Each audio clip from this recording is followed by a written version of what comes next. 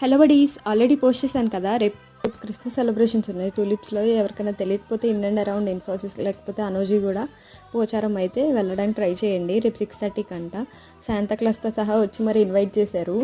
రేపు evening Christmas ఉంది tulips at 6:30 PM. Please come. Merry Christmas! Merry Christmas! Happy Christmas! What is it? Love and love! When is it? Tomorrow! When is it?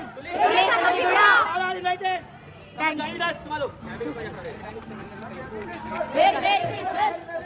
Happy Christmas! What is it? What is it?